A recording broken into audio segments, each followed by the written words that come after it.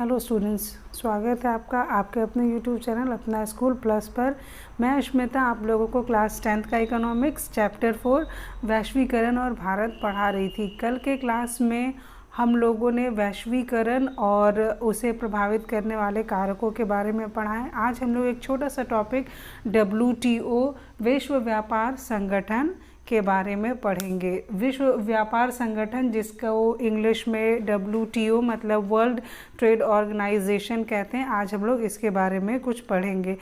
जब द्वितीय विश्व युद्ध के बाद 1945 में जो है कि एक संस्था की स्थापना की गई, GATT, general agreement on tariff and trade. इसके तहत जो है कि विश्व के व्यापार को एक करने की कोशिश की गई, लेकिन इसमें जो है सिर्फ और सिर्फ वस्तुओं के व्यापार से ही रिलेटेड कानून बनाए गए थे। अगर हम लोग इस चीज़ को एकदम सिंपल टर्म्स में देखें, क्योंकि ये गैट और WTO हम लोग आगे ऊपर के क्लासेस में इसके बारे में बहुत ही अच्छे तरीके से पढ़ने का हमें मौका मिलेगा, लेकिन अभी चूँकि ये टॉपिक हमारे लिए बहुत ही न्यू है तो इसलिए हम इसे बहुत डीपली नहीं पढ़ेंगे। एकदम हल्का सा सिर्फ ऊपर से या एकदम से थोड़ा सा बस एक सेटअप अपने माइंड में करेंगे कि ये गैट और WTO है क्या।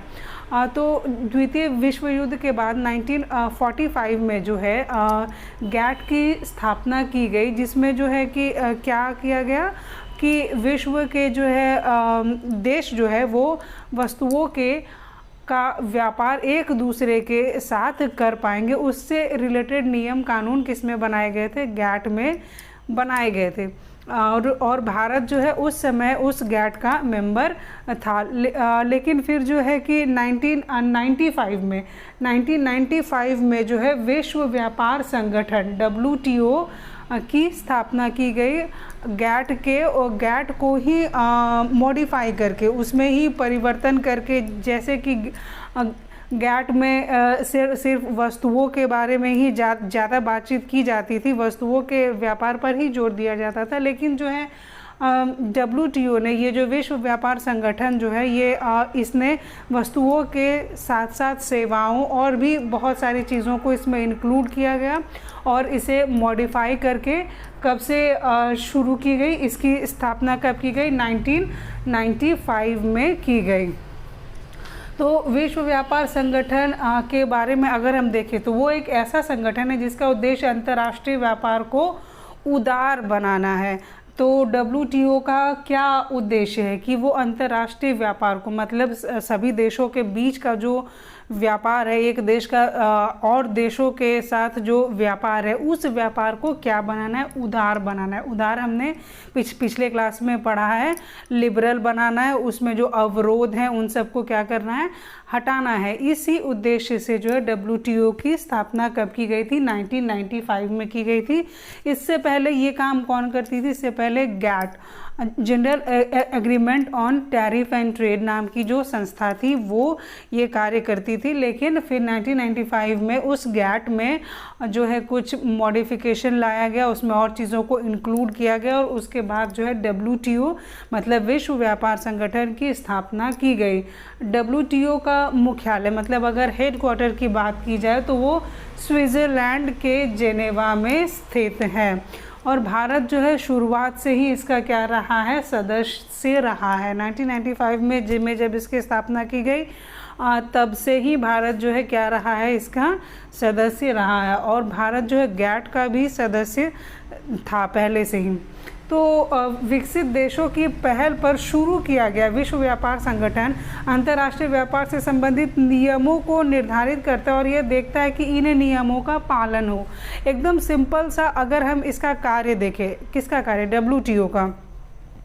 अगर हम इसका कार्य एकदम सिंपल टर्म्स में देखें, बिल्कुल एक लाइन में अगर हम समझने की कोशिश करें तो इसका जो है वो क्या उद्देश्य है? तो ये जो है विकसित देशों की पहल पर शुरू किया गया था। क्या ये जो WTO है इसकी शुरुआत किसके पहल पर की गई थी? विकसित देशों की, जैसे अमेरिका हो गए, इस तरीके के देशों के पहल पर ही इसकी स्थापना की गई थी। मतलब इसके पीछे माइंड किसका था? वो विकसित देशों का था। तो विकसित देशों की पहल पर शुरू किया गया विश्व व्यापार संगठन अंतर्राष्ट्रीय व्यापार, मतलब पूरे विश्व के व्यापार से संबंधित क्या करता है, नियमों को निर्धारित करता है कि किस नियम के तहत वस्तुओं और सेवाओं का व्यापार किया जाएगा, और साथ ही साथ वह यह देखता भी है कि जो नियम बनाए गए हैं उनका क्या किया जाए, पालन किया जाए। विश्व के लगभग 160 देश विश्व व्यापार संगठन के क्या हैं, सदस्य हैं। हाँ, पूरे विश्व में जो है तकरीबन समझ लीजिए लगभग 160 देश जो हैं वो क्या है, इस WTO के मेंबर हैं। लेकिन WTO का जो कार्य है, जैसे यहाँ पर हम लोगों ने पढ़ा कि WTO का कार्य क्या है, व्यापार से संबंधित नियम बनाना, और साथ ही साथ जो है इन नियमों का पालन हो रहा है या नहीं हो रहा है इसकी देखरेख करना। और ये नियम जो बनाए गए हैं वो जो है वो विकसित देशों के लिए और विकासशील देशों के लिए, सबके लिए एक ही हैं, और इसी नियम के तहत विकसित देश और विकासशील देशों को आपस में क्या करना है, व्यापार करना है। इस उद्देश्य से इसकी स्थापना की गई है, और इसे स्थापित करने इसे जो है स्थापित करने में मुख्य भूमिका किसने निभाई है, विकसित देशों ने निभाई है। मतलब पहल किसने की है, विकसित देशों ने की है।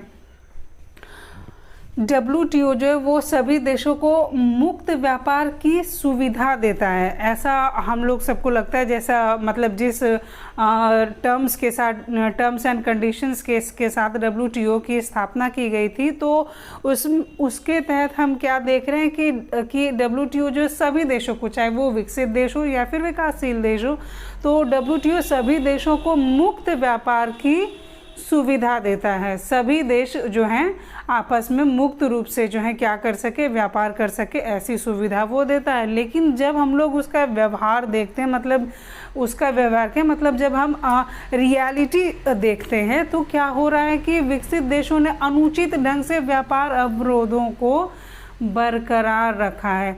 कि विकसित देश जो है उसने जो है WTO के नियमों की अनदेखी की है, और जो है अपने इंडस्ट्रीज़ को, अपने घरेलू जो इंडस्ट्रीज़ हैं उनको प्रोटेक्ट करने के लिए क्या किया है, अनुचित ढंग से। अनुचित ढंग मतलब वो जो भी रूल्स जो WTO में लिखे गए थे, टर्म्स एंड कंडीशंस, जो नियम कानून बनाए गए थे, उनकी अनदेखी करते हुए अलग ढंग से जो है, अनुचित ढंग से जो है अपने देश में व्यापार अवरोधों को बरकरार रखा है। व्यापार अवरोध मतलब टैक्स वगैरह लगाना, साथ ही साथ क्या वस्तु देश में आएगा, क्या वस्तु देश में नहीं आएगा, कौन सी वस्तुएं सेवाएं देश से बाहर जाएंगी, इन सब पर क्या कर रखा है, कंट्रोल कर रखा है वहाँ के गवर्नमेंट ने, ताकि वो अपनी जो लोकल इंडस्ट्री, जो होम इंडस्ट्रीज़ हैं, उन सबको क्या कर सके, प्रोटेक्ट कर सके। साथ ही साथ WTO के जो नियम हैं, जो नियम बनाए गए हैं, उसमें विकासशील देश जैसे भारत हो गए, इन सभी देशों के जो है व्यापार अवरोधों को हटाने के लिए विवश किया गया है। WTO का जो रूल्स है उसको जब इम्प्लीमेंट किया गया, जब उसको सबके लिए लागू किया गया, तो उसमें हम क्या देख पा रहे हैं कि जो विकसित देश है वो अपना होम इंडस्ट्रीज़ को बचाने के लिए सभी व्यापार अवरोध जो है उन सबको वो लगाए रखी है, और जो विकासशील देश हैं वो उन देशों को मजबूर किया गया है क्या करने के लिए, कि आप जो है अवरोध, जो ये जो व्यापार अवरोध हैं इनको हटाइए। इनको किसी भी तरीके से हटाने के लिए इन सब के ऊपर प्रेशराइज किया गया है। ऐसा करना पॉसिबल इस वजह से भी हो पा रहा है क्योंकि ये जो WTO की जो स्टैब्लिशमेंट की गई, ये जो WTO की स्थापना की गई, उसके पीछे जो है किसकी पहल थी, विकसित देशों की पहल थी। तो कहीं ना कहीं जो है विकसित देश अपना प्रॉफिट, अपना फ़ायदा देख करके ही, सोच करके ही WTO की स्थापना की थी। हमारे बुक में एक उदाहरण के थ्रू ये जो विकसित देश और ये जो विकासशील देशों के बीच में जो व्यापार को लेकर के जो कुछ मतभेद है, कुछ जो वाद विवाद है, उसका एक उदाहरण दिया गया हमारे बुक में, जो कि किसके तहत है, कृषि उत्पादों के व्यापार व्यवहार। इस पर जो है कि एक वाद विवाद के थ्रू ये चीज़ समझाने की कोशिश की गई है कि किस प्रकार जो है ये विकसित देश लोग जो हैं अपना क्षेत्र बचाते हैं, अपना इंडस्ट्री या फिर अपना कृषि क्षेत्र जो है वो बचाते हैं, और जो है कि विकसित देश जो है मजबूर करते हैं विकासशील देशों को अपना कृषि क्षेत्र जो है बचाने से। ये हम लोग एक उदाहरण के थ्रू अभी समझेंगे। तो अगर हम बात करें भारत का जो सकल घरेलू उत्पाद है, मतलब जीडीपी, जिसके बारे में हम लोगों ने पिछले क्लासेस में पहले ही पढ़ा है, तो भारत के जो सकल घरेलू उत्पाद हैं और जो रोजगार हैं, इन दोनों में ही कृषि का जो है वो काफ़ी अच्छा कंट्रीब्यूशन रहा है। अराउंड 44% हमने देखा है कि अराउंड 44% जो है रोजगार जो है वो भारत में कौन प्रदान करता है, कृषि क्षेत्र ही प्रदान करता है। तो भारत के सकल घरेलू उत्पाद में और साथ ही साथ रोजगार प्रदान करने में कृषि की जो है वो भूमिका काफ़ी महत्वपूर्ण है। ये सिर्फ भारत की ही बात नहीं है, भारत जैसी जो विकासशील देश है, जो कि अभी विकास कर ही रही है, और जो अमेरिका जैसे देश हैं वो विकास करके जो है वो क्या हो चुकी है, वो विकसित हो चुकी है, और भारत जैसे देश वो अभी विकासशील ही हैं। तो विकासशील देशों में जो है कृषि जो है रोजगार और साथ ही साथ सकल घरेलू उत्पाद में एक महत्वपूर्ण भूमिका क्या करता है, निभाता है। और अगर इसकी तुलना की जाए अमेरिका जैसे विकसित देशों के साथ, तो अमेरिका का जो सकल घरेलू उत्पाद है और जो ये रोजगार है, उसमें अगर हम बात करें तो कृषि जो है वो 1% कंट्रीब्यूट करता है किसमें, सकल घरेलू उत्पाद में, और 0.5% कंट्रीब्यूट करता है किसमें, रोजगार में। तो आप देखिए कि कितना कम पॉपुलेशन जो है कृषि में इंगेज्ड है, कहाँ, विकसित देशों में, जैसे कि अमेरिका हो गया, और उनका जीडीपी में कंट्रीब्यूशन भी बहुत ही कम है, 1% का कंट्रीब्यूशन है। लेकिन फिर भी जो है अमेरिका का जो कृषि क्षेत्र है, इसमें इतने कम कार्यरत है लोग, लेकिन भी जो है अमेरिकी सरकार से जो है उत्पादन, मतलब अपने देश में जो कृषि जो उत्पादन हो रहा है, तो वो उत्पादन और दूसरे देशों को निर्यात करने के लिए बहुत अधिक मात्रा में क्या पाते हैं, धन पाते हैं। और ये धन उन्हें कौन देता है, अमेरिकी जो गवर्नमेंट है वो उसे ये धनराशि देती है। और जो चूँकि अमेरिकी गवर्नमेंट जो है वो उसे इतना धन देती है, तो इसी भारी धन राशि के कारण जो है अमेरिकी किसान जो है अपने कृषि उत्पादों को बहुत ही कम कीमत पर जो है क्या कर पाते हैं, बेच पाते हैं। और जो अधिशेष कृषि उत्पाद है, मतलब जो सरप्लस अमाउंट में जो कृषि उत्पाद उनके पास होता है, उनको वो क्या करते हैं, दूसरे देशों में जा कर के बहुत ही कम दामों में उन कृषि उत्पादों को क्या कर देते हैं, बेचते हैं। तो जब बहुत ही कम दामों में वो कृषि उत्पादों को बेचने लगते हैं, तो वहाँ का जो लोकल है या फिर उन विकासशील देशों में जो किसान हैं, उनके ऊपर बहुत ही ज़्यादा बुरा प्रभाव पड़ता है।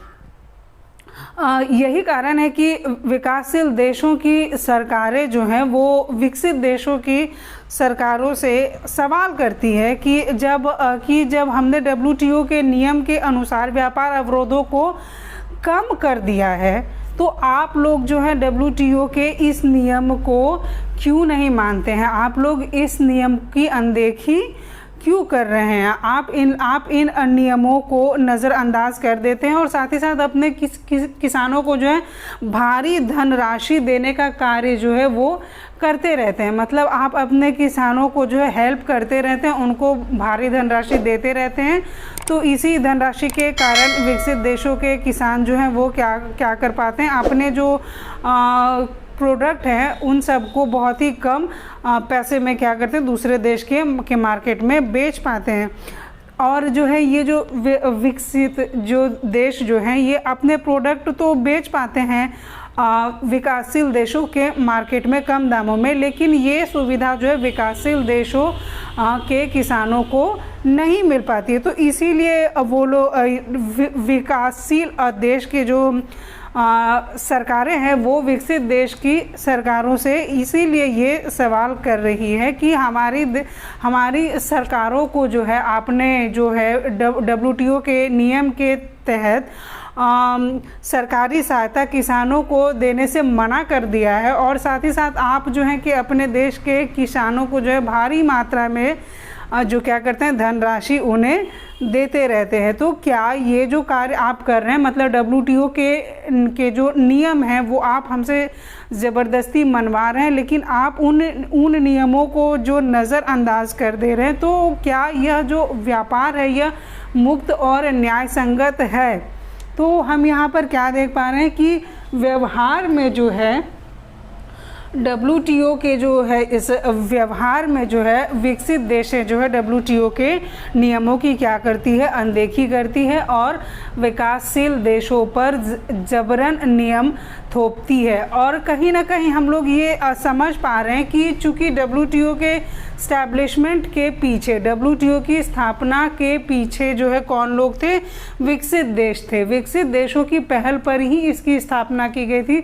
तो कहीं ना कहीं विकसित देश जो है इसका फ़ायदा उठा रहे हैं और विकासशील देशों के ऊपर जो है अपने रूल्स रेगुलेशंस जो है वो WTO के तहत लगवा देते हैं और खुद जो है बड़ा फ़ायदा कमा पाते हैं, और ये जो विकासशील देश हैं उनके लिए लॉस हो रहा है। आज के क्लास में हम लोग यहीं तक पढ़ेंगे, मिलते हैं कल हम इससे आगे के टॉपिक के साथ। तब तक आप हमारे चैनल पर बने रहिए। धन्यवाद।